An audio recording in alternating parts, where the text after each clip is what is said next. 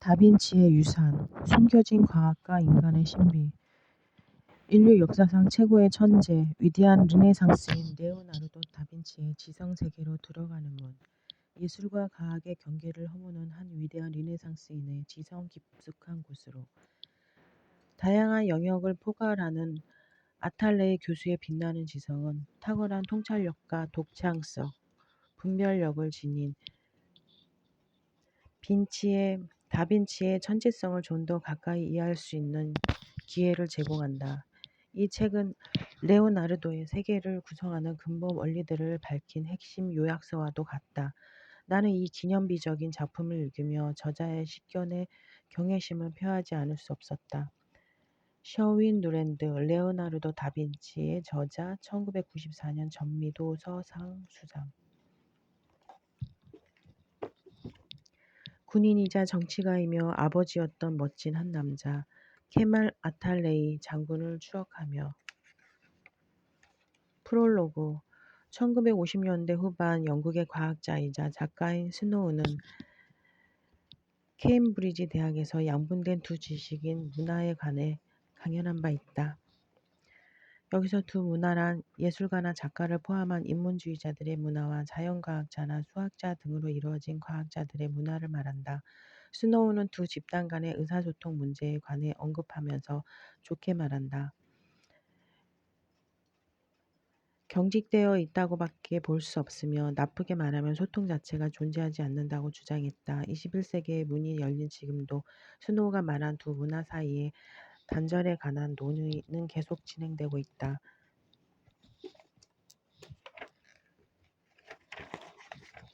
우리는 예술가와 과학자의 관심사 가운데 공통된 주제와 기반을 탐색하고 그들이 채택하는 표현 방식을 조사한다. 그러려면 근대 과학자 수학의 요소들을 이용하여 예술과 자연의 기초를 이루는 원근법, 비례, 패턴, 형태의 대칭 등을 분석해야 한다.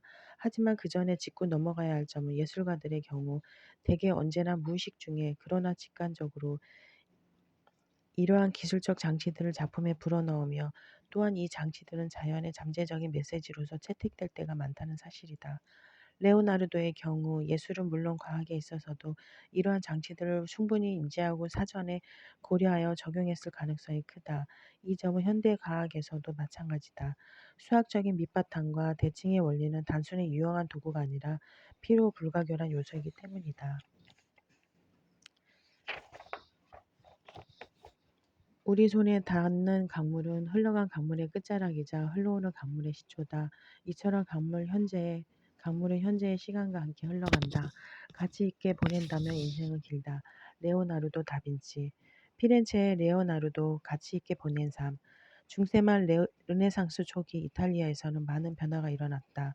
중상주의 경제의 부활, 자국어 문학의 출현, 고전적인 학문, 전통을 회복하기 위한 최초의 진지한 노력 등이 이에 속한다. 서민의 삶과 운명이 귀족 계급의 손에 달려있던 봉건주의는 그 지배력을 잃기 시작했다. 그리고 신성 로마 제국과 로마 카톨릭 교회는 점차 사회적 정치적 안정을 제공할 수 없게 되었다. 전제 군주제가 프랑스와 영국에서 특히 중요하게 부각되었고 이탈리아에서도 도시국가가 정치 조직의 우선적인 형태가 되었다. 이탈리아 중북부에 위치한 도시국가 피렌체는 새로이 일어난 지질 줄 모르는 인문주의 정신, 즉 인간을 만물의 척도로 여기는 고전적 이념 회복을 외치는 선도자적 역할을 수행했다.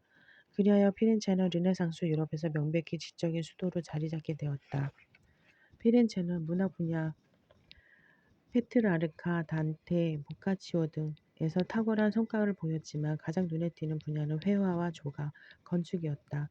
천재적인 화가 조토가 바로 이 주목할 만한 시기에 등장한 인물이다. 이후 100년 사이에 화가 마사초, 건축가 알베르티와 브루넬레스키가 출연했으며 15세기 막바지에 이르러 타의 추종을 불허하는 세 명의 예술가 레오나르도, 미켈란젤로, 라팔레오 가 혜성처럼 무대에 등장했다. 이와 같은 폭발적인 변화의 촉매 역할을 한 것은 1455년 요하네스 구텐베르크에 의한 활판 인쇄술의 발명이었다.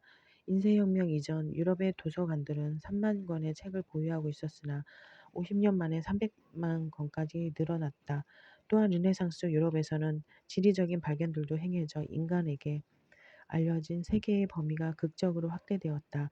종교개혁은 다양한 종파를 양산함으로써 지적인 동요에 더욱 불을 붙였다. 결정적으로 르네상스 예술가들이 자연을 이상화하거나 교회의 방침에 따라 표현하기보다는 있는 그대로 묘사해야 한다는 필요성을 느끼게 되면서 근대 과학이 시작되는 계기가 마련되었다.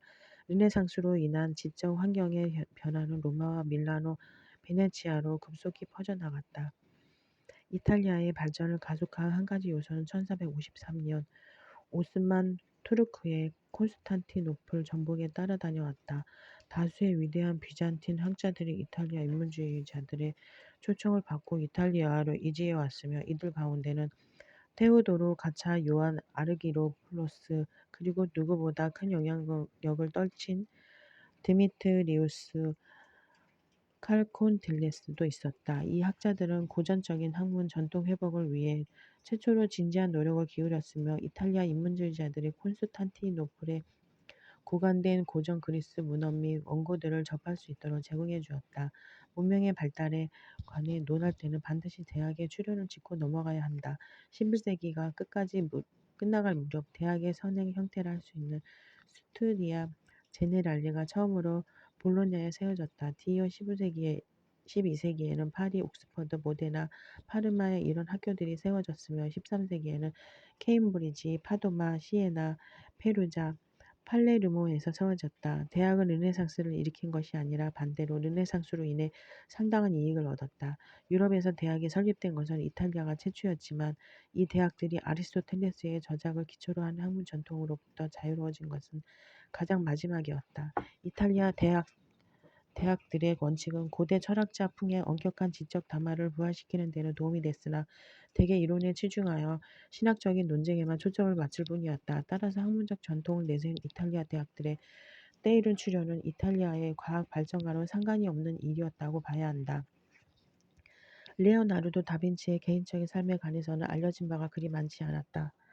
가장 먼저 그의 전기를 집필한 조르주 바사리에 따르면 그는 보기 드물게 뛰어난 외모에 체격도 좋고 매력과 기품이 넘쳤으나 그 어디에도 자신의 명확한 모습을 남기지 않았다고 한다.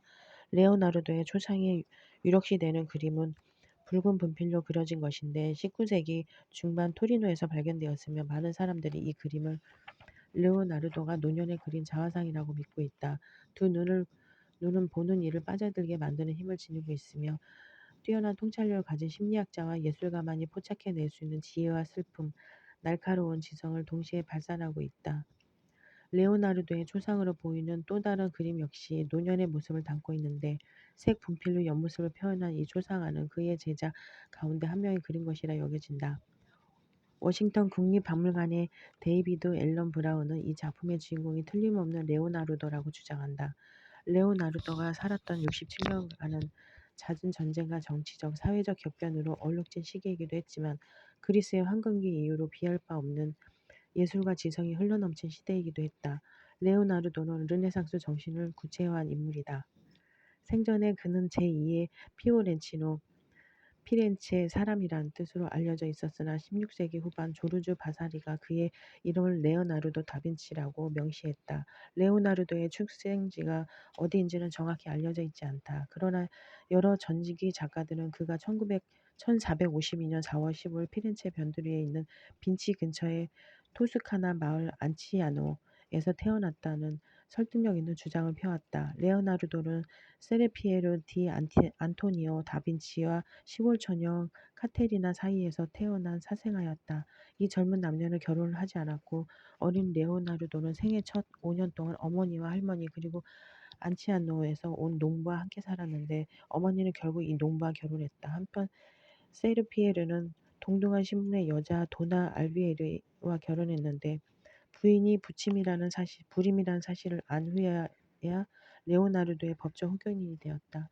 이후 10년간 레오나르도는 빈치에 있는 아버지 집안에서 살았으나 정식 가족으로 받아들여지지도 못했고 명망 있는 가명의 혜택을 받지도 못했다.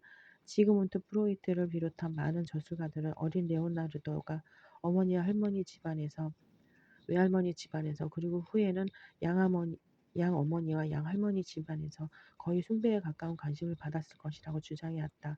이런 요인들이 그의 남다른 정신 세계와 예민한 감수성, 초인적인 추진력, 탁월한 지성, 그리고 확실치는 않으나 가능성이 짙어 보이는 동성애적 성향을 이루는 요소로 작용했을 수 있다는 것이다. 모두 추측일 뿐이지만 말이다. 세르피에르는 결국 2번의 결혼을 더했고 12명의 자식을 더 낳았으나 그중 누구도 레오나르도의 버금가는 재능을 보이지 않았을 뿐더러 문명사에 조금의 발자취도 남기지 못했다. 레오나르도의 이복 형제에 관해서는 거의 언급된 바가 없지만 1504년 세르피에르가 77세의 나이로 세상을 떠났을 때 이복 형제들은 교묘한 음모를 꾸며 레오나르도에게 아버지의 유산을 조금 더 나눠주지 않았다고 한다. 레오나르도가 적자로 태어났다면 그의 아버지와 할아버지 그리고 중조 할아버지와 마찬가지로 공중인이 되도록 훈련받았을 것이다. 그러나 서자에게는 그러한 선택권이 열려있지 않았다.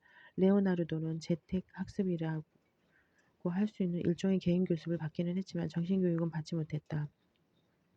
그가 받았던 비정규 교육에는 라틴어나 그리스어 학습이 포함되어 있지 않았고 그는 고전 학자들의 저서를 원어로 읽을 수 없다는 사실의 부족함을 느꼈던 것으로 보인다. 정식 교육을 받지 못한 탓에 그는 수많은 위대한 고전 사상의 세례를 받을 수 없었지만 동시에 그릇된 사상으로부터는 안전할 수 있었다. 레오나르도는 대학 교육을 받지 못했지만 바로 그 때문에 대학 교육에 오염되지도 않았던 것이다. 어린 레오나르도의 진로를 선택하는 것은 그의 아버지로는 난감한 일이었다. 하지만 레오나르도는 어려서부터 미술과 음악에 재능을 보였기 때문에 세르피에르의 결정은 의외로 간단해졌다. 레오나르도는 15세 되던 해에 아버지 가족과 함께 피렌체로 거처를 옮겼고 2년 뒤에는 유능한 금세공사이자 조각가 화가인 안드레아 델 벨로키오의 작업실에 도제로 들어갔다. 진시의 눈이라는 뜻의 이름을 가진 베르키오는 당시 피렌체에서 가장 영향력 있는 예술가 가운데 한 사람이었다.